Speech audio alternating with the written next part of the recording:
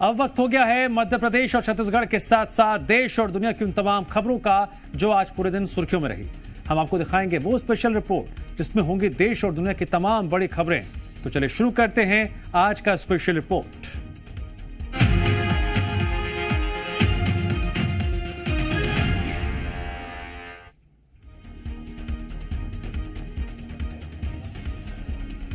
Special report में सबसे पहले बात केजरीवाल की। आज विशेष अदालत ने दिल्ली के मुख्यमंत्री अरविंद केजरीवाल की ईडी कस्टडी 4 दिन के लिए बढ़ा दी है। अब केजरीवाल 1 अप्रैल तक ईडी की हिरासत में रहेंगे। आज केजरीवाल ने कोर्ट में खुद ही अपने केस की पैरवी की, यानी अब इस मामले में नई खबर 1 अप्रैल को मिल सकती है। आज कोर्ट में केजरीवाल ने 100 करोड़ रुपए पर क्या दलील दी और ईडी ने केजरीवाल का नाम लेकर कितने आरोप लगाए, स्पेशल रिपोर्ट में देखिए।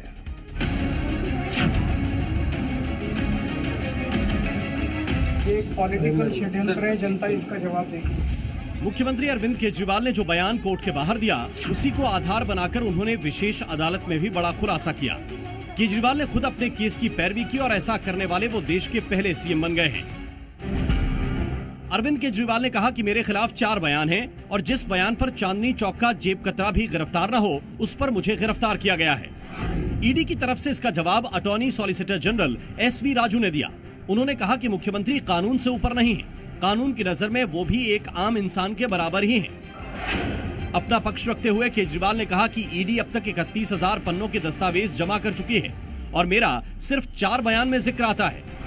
ASG राजू ने इसका जवाब दिया कि केजरीवाल सनसनी फैला रहे हैं, उन्हें कैसे पता है कि ईडी के पास कितने दस्तावेज हैं। ईडी ने केजरीवाल को 21 मार्च को गिरफ्तार किया था। इसके बाद केजरीवाल को कोर्ट ने 7 दिन की कस्टडी में भेजा था। आज उनकी कस्टडी समाप्त होने वाली थी, जबकि ईडी ने कोर्ट से 7 दिनों की कस्टडी और मांगी थी। यहां पैरवी करने के दौरान केजरीवाल ने अपनी गिरफ्तारी का विरोध किया। एक पॉलिटिकल षड्यंत्र है, जनता इसका जवाब देगी। केजरीवाल बोले कि C अरविंद का बयान है कि सिसोदिया की मौजूदगी में कुछ दस्तावेज दिए गए हैं। मेरे घर पर MLA और बहुत से लोग आते हैं, मुझको क्या पता कि वो क्या खुसुर पुसुर करते हैं। क्या सिर्फ ये बयान मुझको गिरफ्तार करने के लिए काफी है? इसके बाद विशेष अदालत ने केजरीवाल को कहा कि ये सब आप लिखित में क्यों नहीं दे रहे। अरविंद केजरीवाल फिर बोले, मैं कोर्ट में बोलना चाहता हूँ, इस पूरी जांच के 2 मकसद हैं, एक आम आदमी पार्टी को खत्म करना, दूसरा बीजेपी को चंदा दिलाना। न पॉलिसी बनाने में घोटाला हुआ, न पॉलिसी लागू करने में। घोटाला ईडी की जांच में हुआ है। शराब पॉलिसी बनाने में 100 करोड़ रुपए के घोटाले के आरोपों पर लगातार बात हुई है, इसलिए कोर्ट में ईडी ने सीधे केजरीवाल पर हमला किया और इसके बाद वो खुलासा हुआ जिसके बारे में अरविंद केजरीवाल की पत्नी ने वीडियो मैसेज में दावे किए थे। कोर्ट के सामने ASG राजू ने कहा कि हमारे पास इस बात को साबित करने के लिए पुख्ता सबूत हैं कि खुद अरविंद केजरीवाल ने 100 करोड़ की रिश्वत की मांग की थी। जवाब में अरविंद केजरीवाल ने कहा कि शरद रेड्डी ने भाजपा को 55 करोड़ का चंदा दिया। मेरे पास सबूत हैं कि ये रैकेट चल रहा है, धन का पता लगाया गया है। गिरफ्तारी के बाद उन्होंने भाजपा को 50 करोड़ रुपए का दान दिया। अरविंद केजरीवाल इतने पर ही नहीं रुके, उन्होंने कहा कि ये जो 100 करोड़ बोल रहे हैं वो तो असल में कहीं नहीं है। ये असली शराब घोटाला शुरू होता है ईडी की जांच के बाद। मामले पर बहस पूरी होने के बाद कोर्ट ने 4 दिनों तक केजरीवाल की रिमांड बढ़ा दी। अब इस मामले पर अगली सुनवाई 1 अप्रैल को 11:30 बजे होगी। कोर्ट से केजरीवाल को सीधे ईडी मुख्यालय ले जाया गया और इसके बाद उनकी पत्नी सुनीता केजरीवाल ने मुख्यमंत्री को परेशान करने का आरोप लगाया।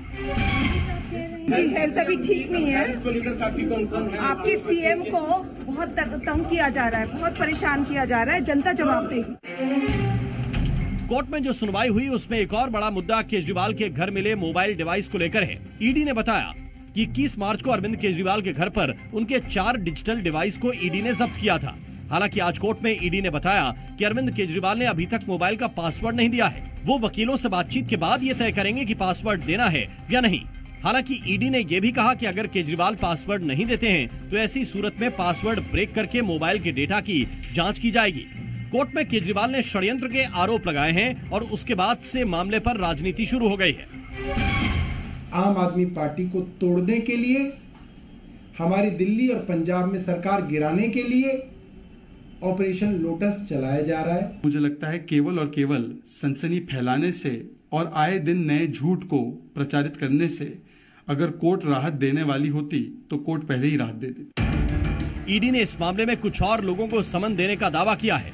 कहा जा रहा है कि अरविंद केजरीवाल के साथ इन लोगों को बिठाकर आमने सामने की पूछताछ हो सकती है और इस बारे में 1 अप्रैल को इस मामले में नया खुलासा हो सकता है। दिल्ली से अंजलि सिंह के साथ Balram Pandey, bureau report, C media. अब बात देश के सबसे बड़े सूबे यूपी में चल रही राजनीति की करते हैं। उत्तर प्रदेश में एनडीए और इंडिया गठबंधन के बीच मुकाबला है। 80 लोकसभा सीटों वाले राज्य में बीजेपी की रणनीति क्या है और योगी के सामने विपक्ष की रणनीति उलझी हुई क्यों नजर आ रही है, जानने के लिए देखिए अगली स्पेशल रिपोर्ट।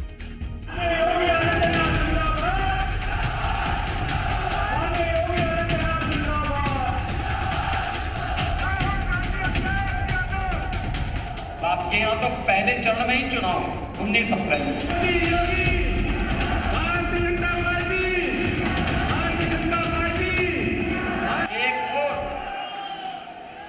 कैसे देश की तकदीर और तस्वीर बदल देता है कि आज नए भारत के रूप में भी देख सकते हैं। वोट की ताकत समझाकर योगी आदित्यनाथ उत्तर प्रदेश में धुआंधार प्रचार की शुरुआत कर चुके हैं। पहले चरण में यूपी की रामपुर, सहारनपुर, पीलीभीत, नगीना, बिजनौर, मुरादाबाद, मुजफ्फरनगर और कैराना लोकसभा सीट पर वोटिंग होनी है। लिहाजा योगी का पूरा फोकस इन सीटों पर है। योगी ने 27 मार्च को मथुरा से प्रचार की शुरुआत की और 31 मार्च तक वो 15 जिलों में जाने वाले हैं। प्रचार को धार देने के साथ ही योगी मुद्दों को भी असरदार तरीके से उठा रहे हैं। अयोध्या में मैं पिछले कई दशकों से एक गाना सुनता था, होली खेले रघुबीरा, अवध में होली खेले रघुबीरा। लेकिन मन दुख होता था जब गत वर्ष तक जन्मभूमि पर रामलला नहीं दिखते थे। आज 500 वर्षों के बाद पहली बार अवसर आया है जब अयोध्या में सचमुच रामलला ने भी होली की थी। अयोध्या का भव्य राम मंदिर ही नहीं, बीते 7 वर्ष में उत्तर प्रदेश की कानून व्यवस्था भी बीजेपी का चुनावी मुद्दा है। इसीलिए योगी जनता के बीच अपना संदेश पहुंचाने में जुटे हैं। 17 के पहले यहां पलायन होता था, व्यापारी पलायन करता था, नागरिक पलायन करता था, लेकिन अब व्यापारी और यहां का नागरिक पलायन नहीं करता है, अपराधी अब यहां का पलायन करता है। उत्तर प्रदेश में बीजेपी ने इस बार सहयोगियों के साथ सभी 80 सीटों पर जीत दर्ज करने का लक्ष्य रखा है। इसलिए हर सीट पर समीकरण साधे जा रहे हैं और योगी ने प्रचार की कमान अपने हाथों में ले ली है। पिछली सरकारों ने कर्फ्यू दिया और हमने आपको कावड़ यात्रा दी। कावड़ यात्रा धूम धड़ाके के साथ निकाली, कोई रोक टोक नहीं। यानी एक वोट की कीमत देश को भी कहां पहुंचा सकता है, नागरिक सम्मान को कहां ले जा सकता है और सभी लोगों को बिना भेदभाव की सुरक्षा भी दे सकती है। बीजेपी रणनीति के साथ आगे बढ़ रही है और विपक्षी खेमे में खलबली है। समाजवादी पार्टी का चुनाव प्रबंधन बिखरा हुआ नजर आ रहा है। मुरादाबाद और रामपुर में उम्मीदवारों के चयन को लेकर कंफ्यूजन ने अखिलेश यादव की कमजोर रणनीति को दिखाया। इतना ही नहीं, पश्चिमी यूपी के बदायूं, मिश्रिक और गौतम बुद्ध नगर समेत कई सीटों पर अब तक प्रत्याशी बदले जा चुके हैं। इसी तरह बिजनौर और मेरठ में भी टिकट बदले गए हैं। समाजवादी पार्टी आपसी संकट से जूझ रही है और नेता तेवर दिखा रहे हैं। मैं प्रचार नहीं कर सकता, मेरी मजबूरी है। तो मेरे अपने लोगों के दिल टूट जाएंगे जिन्होंने मेरे लिए मन्नतें मानी है, जिन्होंने मेरे लिए रोजे माने हैं, प्राण फानियाँ करी है, दरगाहों के हाजिरी मानी है, प्रार्थनाएं करी है और जिन्होंने यज्ञ माने हैं। अगर मैं ऐसा करूंगा तो उनके दिल टूट जाएंगे। उत्तर प्रदेश में समाजवादी पार्टी के साथ गठबंधन में चुनाव लड़ रही कांग्रेस भी रणनीतिक तौर पर बीजेपी से मुकाबला नहीं कर पाएगी। कांग्रेस यूपी में सिर्फ 17 सीटों पर चुनाव लड़ रही है, लेकिन अब तक 13 सीटों पर ही उम्मीदवारों के नामों का ऐलान कर पाई है, जबकि कांग्रेस का गढ़ कही जाने वाली अमेठी और रायबरेली समेत 4 सीटों पर अभी भी प्रत्याशियों को लेकर उलझन बनी हुई है। कमजोर संगठन पहले ही कांग्रेस की चुनौती है और अब फैसले लेने में हो रही देरी भी सवाल खड़े कर रही है। हालांकि बीजेपी को कोसकर पार्टी नेता चुनावी मुकाबले का दावा जरूर कर रहे हैं। जिस तरीके से हमें प्रताड़ित किया जा रहा है कि हमारे पास पैसे न रहें और हम चुनाव न लड़ पाएं, लेकिन हम जनता की ताकत के सहारे, जनता के नेतृत्व के सहारे और जनता के सहयोग के सहारे पूरी ताकत से चुनाव लड़ेंगे और भारतीय जनता पार्टी की मायावी और गैर कानूनी शक्तियों को परास्त करेंगे। सबसे ज्यादा लोकसभा सीटों वाले राज्य में विपक्ष की बिखरी हुई रणनीति का फायदा उठाने के लिए बीजेपी पूरी तरह तैयार है। इसलिए विरोधियों पर तीखे हमले भी बोले जा रहे हैं। मोदी जी के नेतृत्व में नेशन फर्स्ट की बात होती है, देश पहले, और इंडी गठबंधन के साथ जुड़े हुए लोगों के लिए परिवार पहले है। वे जातिवाद की बात करते हैं और मोदी जी गरीब कल्याण की बात करते हैं।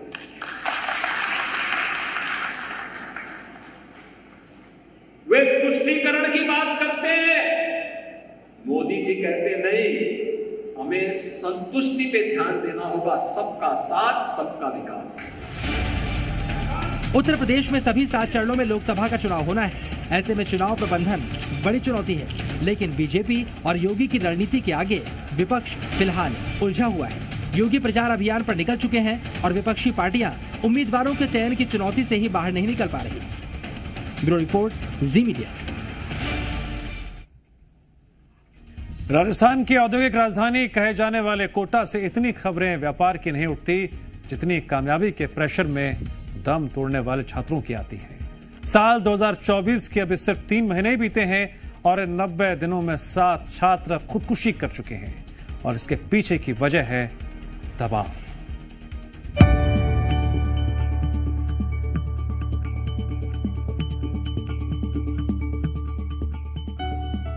ये कोटा है, दिल्ली और गुजरात के बीच व्यापार मार्ग का अहम पड़ाव, और चंबल नदी के तट पर स्थित कोटा राजस्थान का 5वां सबसे बड़ा शहर है। सदियों पुराने इतिहास को किनारे रख दें तो कोटा की आज की पहचान है उसका कोचिंग कारोबार। वो कारोबार जहां सफलताओं से ज्यादा उसके पीछे भागने वाले छात्रों की आत्महत्याओं का शोर होता है।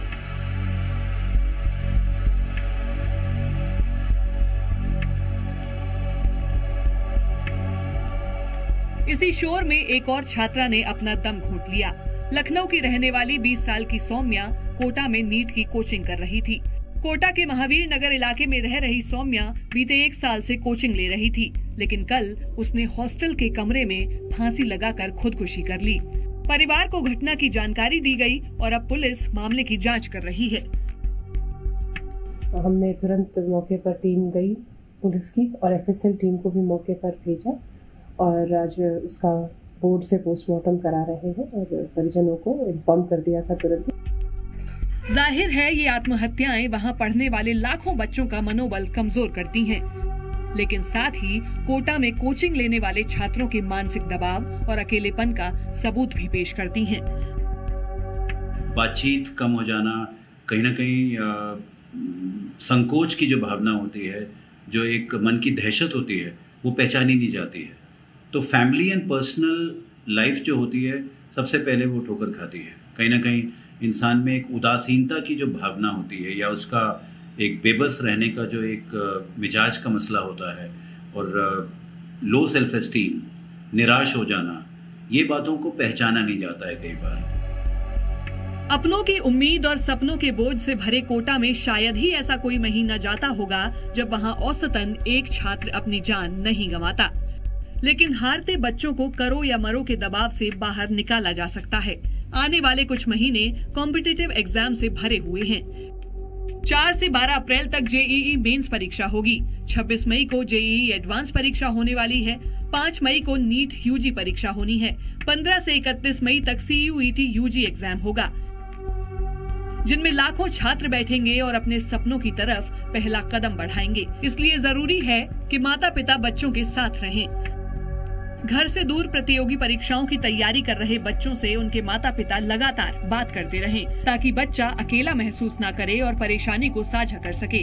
बच्चे का बाहरी दुनिया से तालमेल न टूटने दें। उनके साथ घूमने जाएं, ताकि वो खुद को दुनिया से कटा हुआ न महसूस करे। बच्चों को पढ़ाई के साथ साथ फिजिकल एक्टिविटीज में हिस्सा लेने के लिए कहें, ताकि वो मानसिक थकान को भी कम कर सके। बच्चों पर अच्छी रैंक लाने का दबाव न बनाएं, बल्कि उसकी मेहनत पर भरोसा जताएं। और माता पिता अपने सपनों का बोझ बच्चों पर न डालें। दबाव में डॉक्टर इंजीनियर बनाने से बेहतर है कि बच्चा अपनी मर्जी का करियर चुनकर आगे बढ़े। साथ ही छात्रों को भी अपने इरादे, अपना आत्मविश्वास मजबूत बनाए रखना चाहिए, क्योंकि परीक्षाएं हर साल आएंगी। फेल होना, पास होना भी जिंदगी का हिस्सा बना रहेगा। एक बार नहीं पास हुए तो एग्जाम देने का मौका फिर मिलेगा, लेकिन जिंदगी दोबारा नहीं आएगी। और अब बात साड़ी की। साड़ी को भारतीय नारी की पहचान माना जाता है। साड़ी को महिलाओं का पसंदीदा परिधान माना जाता है। लेकिन क्या आप जानते हैं, कमर पर बंधी साड़ी आपकी मुश्किल बढ़ा भी सकती है? नहीं जानते होंगे, चर्चा भी नहीं करते होंगे। इस खबर को ध्यान से देखिए, क्योंकि दावा यह किया जा रहा है साड़ी पहनने से कैंसर कैसे हो सकता है, इस कैंसर की चपेट में कौन आ सकता है और क्या इससे बचने का कोई रास्ता है?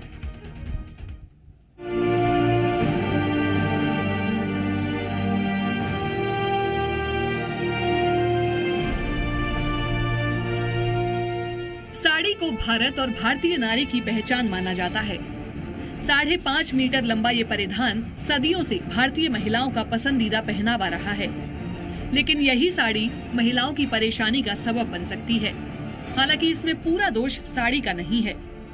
महिलाएं साड़ी के साथ पेटीकोट भी पहनती हैं, जिसे कमर पर एक सूती धागे से कसकर बांधा जाता है। अगर कोई महिला सालों से सिर्फ साड़ी और पेटीकोट पहन रही है तो उसे साड़ी कैंसर होने का खतरा ज्यादा है। डॉक्टर्स का कहना है कि कमर पर टाइट गांठ बांधने से वहां की त्वचा लगातार रगड़ती रहती है। लंबे समय तक रगड़ने के बाद कमर के आसपास की त्वचा छिल जाती है और काली पड़ने लगती है। कमर पर बंधे सूती धागे से रगड़ने, छिलने और उसके ठीक होने का ये सिलसिला लगातार चलता रहता है और यही सिलसिला साड़ी कैंसर को जन्म दे सकता है। एक ही जगह पे वो रगड़ के वो चमड़ी मोटी हो जाएगी, काली हो जाएगी, अल्सर छाला बन जाएगा और फिर ये सीक्वेंस ऑफ इवेंट्स जब सालों साल होते हैं तो उसमें कैंसर बनने का चांस रहता है। कोई भी क्रॉनिक इरिटेशन बॉडी में कहीं पे भी होगी, वो अच्छी बात नहीं होती, उससे कैंसर बन सकता है। राहत की बात यह है कि भारत में महिलाओं में पाए जाने वाले कुल कैंसर में साड़ी कैंसर की हिस्सेदारी सिर्फ 1% ही है। साड़ी कैंसर का खतरा उन इलाकों में ज्यादा होता है जहां गर्मी और उमस ज्यादा होती है। इससे पेटीकोट की गांठ वाली जगह पर स्किन को नुकसान पहुंचता है। यही वजह है कि साड़ी कैंसर के अधिकतर मामले बिहार और झारखंड जैसे इलाकों में मिल रहे हैं। एक और एग्जाम्पल आता है साड़ी कैंसर, जो कि बिहार साइड में बहुत देखा जाता है, जिसमें कि साड़ी जहाँ पे बांधते हैं लेडीज, उसमें वहाँ पे बिकॉज ऑफ ज़्यादा टाइटली बांधने से और दिन रात उन लोग साड़ी ही पहनते हैं, तो वहाँ पे भी इरिटेशन हो के एक ये पर्टिकुलर टर्म कॉइन हुआ था साड़ी कैंसर, जो कि इट्स बेसिकली स्किन कैंसर, लेकिन होता वो क्रॉनिक इरिटेशन की वजह से। कश्मीर के कुछ लोगों में भी एक अलग तरह का स्किन कैंसर पाया गया है, जिसे डॉक्टर्स ने कांगड़ी कैंसर नाम दिया है। सर्दियों में जब कश्मीर में कड़ाके की ठंड पड़ती है तो वहाँ के पुरुष और महिलाएं मिट्टी के बर्तन में आग को अपने कपड़ों के अंदर लेकर बैठते हैं, जिससे उन्हें गर्माहट मिले। लेकिन डॉक्टर्स का कहना है कि पेट और जांघों को लगातार मिल रही ये गर्मी स्किन कैंसर की वजह बन सकती है। इसका एग्जाम्पल होता है कांगड़ी कैंसर, जो कि कश्मीर के लोगों में देखा गया है, जिसमें कि उन लोग अपने फिरन के अंदर कांगड़ी को रख लेते हैं, जिससे कि उनका पेट वाला एरिया इरिटेट होते रहता है। इसी तरह बेहद टाइट फिट जीन्स को पुरुषों में कैंसर के लिए जिम्मेदार माना गया है। अगर कोई व्यक्ति लगातार स्किन टाइट जीन्स या दूसरे कपड़े पहनता है तो इससे उसकी त्वचा को नुकसान पहुंचता है। साथ ही शरीर के उस हिस्से में ऑक्सीजन का फ्लो गड़बड़ा सकता है। लंबे समय तक टाइट कपड़े पहनने वाले व्यक्ति को टेस्टिकुलर कैंसर भी हो सकता है। साथ ही टाइट कपड़े पहनने वाले पुरुष का स्पर्म काउंट भी कम हो सकता है। हालांकि इस रिसर्च के पुख्ता परिणाम आने अभी बाकी हैं। टाइट कपड़ा पहनना गलत नहीं है, लेकिन हमेशा पहनना, रोज के रोज एक ही चीज पहनना, एक ही तरह के कपड़े पहनना गलत है। तो अगर उसको मिनिमाइज करना है तो कभी कभार पहन लें, लेकिन ऐसा नहीं होना चाहिए कि उसको आदत बना लें, दिन रात पहने। कभी किसी फंक्शन में पहन लें तो ठीक है, लेकिन एक जगह पर्टिकुलरली एक ही जगह की स्किन को बहुत टाइट रखना वो गलत है। अब सवाल ये कि किन कपड़ों को बेहद टाइट माना जाए। अगर कपड़े पहनने से त्वचा पर निशान बन रहे हैं तो वो कपड़ा टाइट है। अगर कपड़े की वजह से स्किन लाल हो रही है तो वो कपड़ा टाइट है। कपड़ा इतना टाइट है कि सांस लेने में मुश्किल हो रही है तो वो टाइट है। साड़ी, धोती या जीन्स ही नहीं बल्कि टाइट अंडरगारमेंट पहनने से भी खतरा बढ़ जाता है। डॉक्टर्स की सलाह है कि टाइट कपड़े लगातार नहीं पहनने चाहिए। अगर जरूरत नहीं है तो टाइट कपड़े नहीं पहनने चाहिए। साथ ही डॉक्टर्स पेटीकोट को लगातार एक जगह नहीं बांधने की भी सलाह देते हैं। सबसे बड़ा सवाल ये है कि फैशन के नाम पर मुसीबत को दावत देनी ही क्यों है। साड़ी को लगातार सालों साल पहनने से कैंसर होता है, रिसर्च ये साबित कर चुकी है।